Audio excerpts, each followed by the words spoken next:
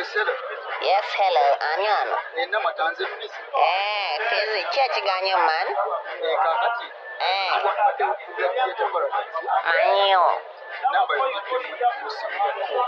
Naye Tom nga mubistroyi nga nnyo nga mulyamu olukwe ate nga muli mikwano gye kati gobadde ogamba ki? Era oyogera nange.